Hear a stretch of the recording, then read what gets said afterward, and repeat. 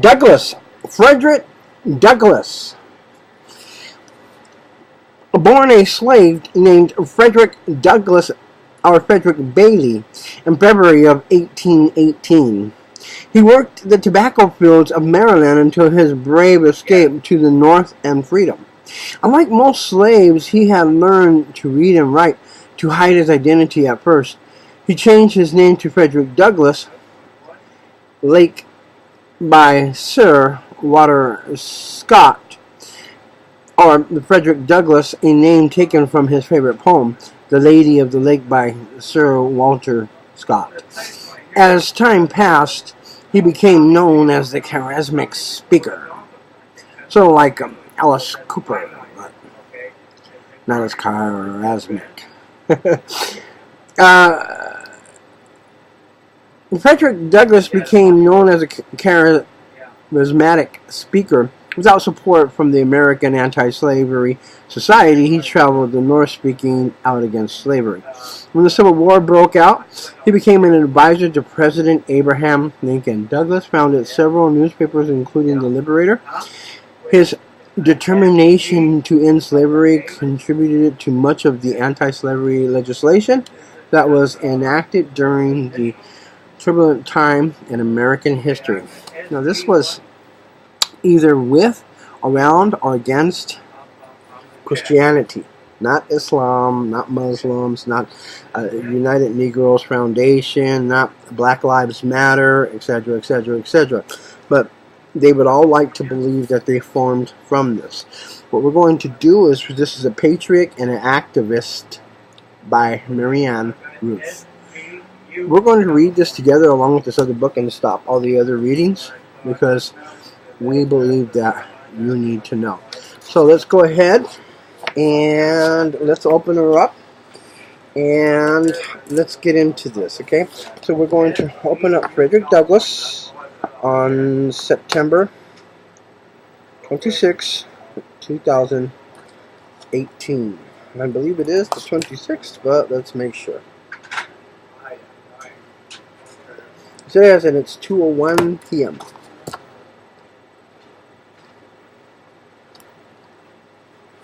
Wednesday.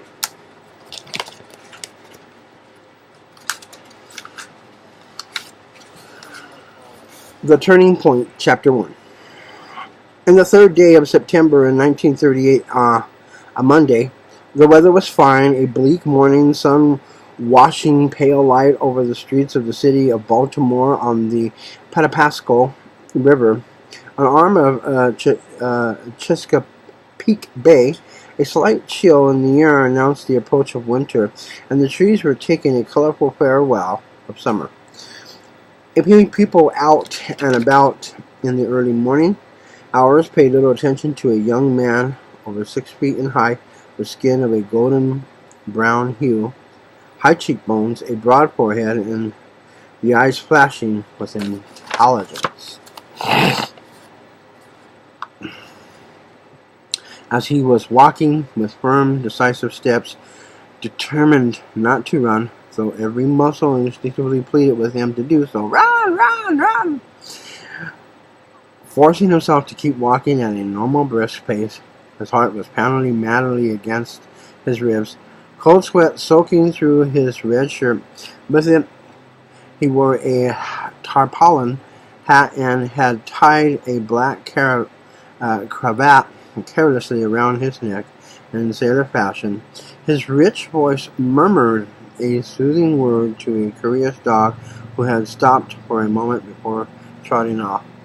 He had to steel himself so as not to throw furtive glances over his shoulder. Every cell in his body involved a prayer that he would not be seen by anyone he knew. His name was Frederick Bailey. He had been a starved boy on the plantation, a house servant, a field hand, a tradesman at the shipyard. He knew hunger, whippings, unfairness, and humiliation, but he also knew how to read, write, and think. Right now, his goal was the Baltimore and Ohio Railroad Station, the first U.S. public railroad chartered 11 years earlier by a group of local businessmen.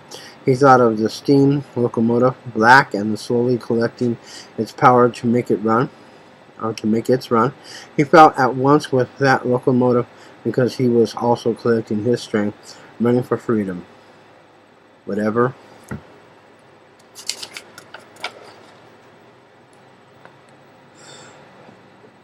At whatever cost.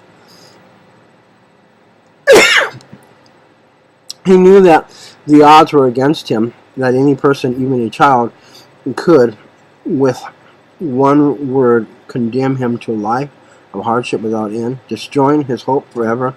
He was a slave. He was a piece of property. Somebody owned him, as they owned cattle in kettles. Without looking to left or right, he walked hardly breathing into the train station, but not toward the ticket seller. He had made a thorough study, and he knew that any dark-skinned individual who bought a ticket would have his papers scrutinized. The railroad could be sued if a slave slipped through, while those who bought a ticket on the train were given less of such inspection. Furthermore, he knew that sailors were treated with peculiar indulgence by train conductors. The northbound train was due to leave shortly.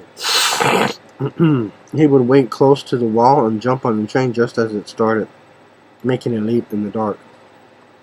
He thought of a young woman, her eyes large and trusting, who had sold one of her feather beads to be able to press some money into his hand that night before. Anne-Marie, his fiancée. When would he see her again? Would he ever? The memory of the last time he had tried to throw off the shackles of slavery and the disastrous result of that attempt lived within him. The appalling defeat returned to torment him, as it had done frequently these last 3 weeks.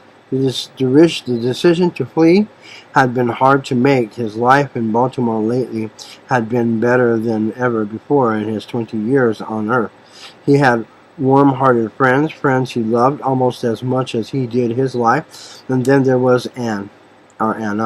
Yet this was a matter of life and death to him. His choice was to try for freedom or accept slavery forever. He knew he was facing his last chance. If he failed now, he would be given the severest punishment imaginable. Possibly he would die from it. If he happened to survive, he would be put into a position where escape would be impossible. His body was poised for flight, as at any moment a harsh voice could order him to come along. He tried to mount into the surroundings and become invisible. He had anyone suspected anything. He had taken care to work extra hard at the shipyard near the drawbridge and to bring his master all his wages, between $8 and $9 each week. The other Saturday his master had been pleased and had been giving him 25 cents, telling him to make good use of the money. He had solemnly promised he would, and he added to his slim escape fund of $17. The train was arriving, coming to a smooth stop. A few people were boarding. The man stood stock still, furtively studying each one taking the train. The signal was given for departure. The train began to move. With long steps, he ran over to it, climbed up the steps, and went into the car. He sank down on a bench. Wait, didn't he know that woman? Her glance lingered on him for a moment. Then she looked away. He was sure he knew her, and equally sure she knew him. What would she do? She knew he was a slave. And over there, the German blacksmith was sitting, a man whom he saw just about every day. Their eyes met. The man might have recognized him, even the sailor's clothing, but he had said nothing. Fredrick fingered the paper he carried. It declared that he, the bearer of the paper, in which a description of an older, shorter, darker man appeared, a description that didn't fit him at all. If anybody had eyes to see with, was a free man, a seaman named Stanley. He was to return this paper by mail to the retired merchant sailor. The train had traveled for quite a while through Maryland before the conductor came walking through. This was a crucial point. He heard him question another black man harshly and with a great deal of suspicion, but by the time the conductor reached Fredrick, who looked up in a confident grin and asked for a ticket, he was in a hurry and scarcely looked at the paper with the American eagle. At Havre de Grace, passengers had to board a ferry to cross the Susquehanna River. "Hey, Freddie," a young black man named Nicholas, whom he knew and who he worked as ferry hand, hailed him, throwing several rapid questions at him. What was he doing there?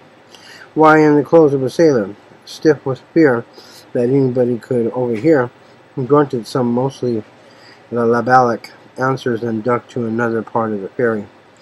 On the north side of the ferry, he boarded the train which shortly thereafter passed to Delaware, also a slave state. He stayed tense and alert, trying no longer to discover if there were other passengers from Baltimore who might recognize him.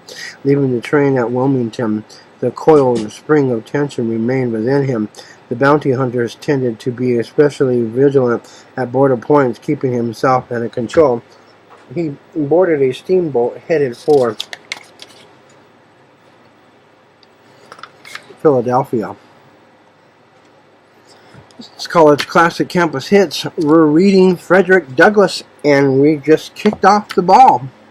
You know, slavery in those days is a lot like today. The Bible warns us that slavery again will pick up in the last days, and we're going to see a lot of it. And a lot of it is spiritual slavery. They call the Holy Spirit, which is a lie. It's the spirit of Satan. This is College Classic Campus Hits. You know anybody under the Satan's possession without knowledge, or within the knowledge but not wanting to be? Revelations 18.